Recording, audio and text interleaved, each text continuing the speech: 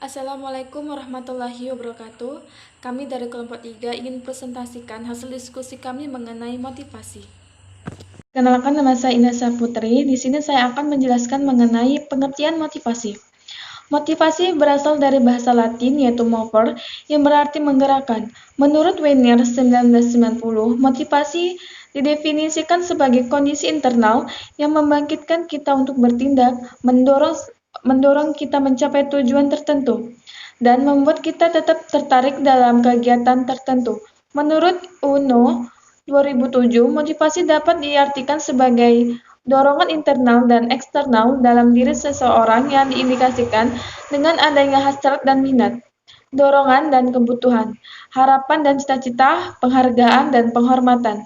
Sedangkan Imron 1966 menjelaskan bahwa motivasi berasal dari bahasa Inggris, yaitu motivation, yang berarti dorongan atau pengalasan untuk melakukan suatu aktivitas hingga mencapai tujuan. Dari serangkaian pengertian para ahli di atas, dapat disimpulkan bahwa motivasi adalah suatu alasan yang mendorong seseorang untuk melakukan, menyelesaikan, menghentikan suatu aktivitas guna mencapai tujuan tertentu yang diinginkan dari motivasi tersebut.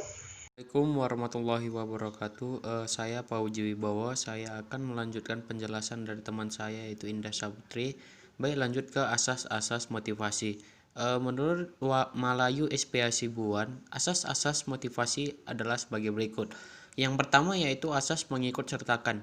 Artinya mengajak bawahan untuk ikut berpartisipasi dan memberikan kesempatan kepada mereka mengajukan pendapat, rekomendasi dalam proses pengambilan keputusan. Yang kedua, asas komunikasi, artinya menginformasikan secara jelas tentang tujuan yang ingin dicapai, cara-cara mengerjakannya, dan kendala-kendala yang dihadapi.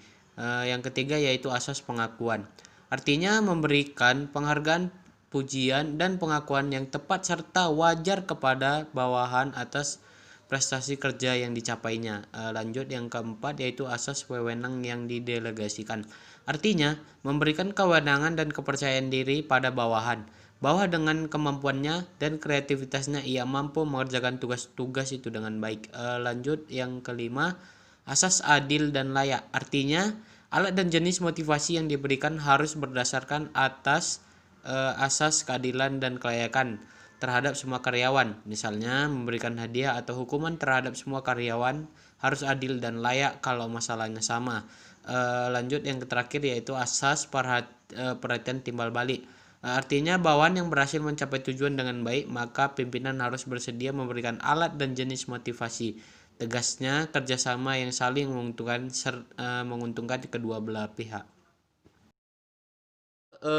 Teori-teori motivasi. Teori yang pertama yaitu teori hierarki Maslow. Teori ini dikemukakan oleh Abraham Maslow, seorang psikologi pada tahun 1943. Teori ini mengungkapkan jika 5 kebutuhan manusia tersebut berdasarkan hierarkinya, dimulai dari kebutuhan yang sangat mendasar hingga mencapai kebutuhan yang paling tinggi. Hal-hal ini dibahas dalam teori hierarki kebutuhan. Baik, lanjut ke teori X dan Y MC McGregor. Teori motivasi ini digabungkan dari teori eksternal dan internal yang kemudian dikembangkan McGregor. McGregor merumuskan dua perbedaan dasar dari perilaku manusia. Lanjut ke teori motivasi Herberg. Teori Herberg ini sering dikenal sebagai teori dua faktor atau teori MH. Teori ini menjelaskan bagaimana seorang manajer bisa mengendalikan faktor-faktor yang dapat memberikan kepuasan kerja ataupun tidak. Berdasarkan penelitian yang ada, dua kelompok faktor tersebut dapat mempengaruhi individu dalam organisasi, yaitu motivasi. Motivasi di sini sebagai faktor dari sumber kepuasan kerja seperti prestasi, tanggung jawab, dan penghargaan. Lanjut ke teori yang terakhir yaitu teori ERG Clayton-Alderfer. Teori yang dikemukakan oleh Alderfer ini dikenal dengan teori ERG yang memiliki kepanjangan dari E eksistensi, yang mana kebutuhan akan eksistensi. R relateness, yang mana kebutuhan yang dikaitkan dengan pihak lainnya, serta G growth, menyatakan sebagai kebutuhan untuk tumbuh. Baik, saya akan melanjutkan presentasi dari teman saya. tantangan dalam memotivasi.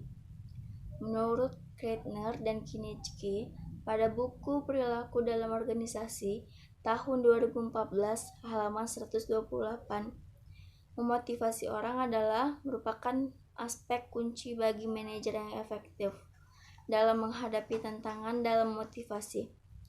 Program yang bersifat motivasional dapat dipertimbangkan untuk memperbaiki produktivitas, kualitas, atau kepuasan kerja. Langkah yang dapat dilakukan adalah 1. Perlunya pemahaman tentang perbedaan antara motivasi dan kinerja. Motivasi dan kinerja bukan merupakan hal yang sama. Motivasi hanya merupakan salah satu faktor yang mempengaruhi kinerja. 2. Perbedaan individual merupakan salah satu penyebab rendahnya motivasi yang harus dipertimbangkan. Manajer dianjurkan mengembangkan pekerja sehingga mereka mempunyai kemampuan dan pengetahuan untuk menjalankan pekerjaan secara efektif. 3. Motivasi adalah goal-directed, maka proses dan penetapan tujuan harus dilakukan melalui prosedur yang tepat. 4. Umpan balik memberikan informasi dan arah yang diperlakukan untuk menjaga pekerja fokus pada tugas, aktivitas, dan tujuan yang relevan. 5. Budaya organisasi mempengaruhi motivasi dan perilaku pekerja secara signifikan. Budaya peningkatan diri yang positif lebih mungkin membahayakan motivasi dan perilaku lebih tinggi daripada budaya yang didominasi oleh kecurigaan, bawel, cerewet, dan menyalahkan. Baiklah, terima kasih.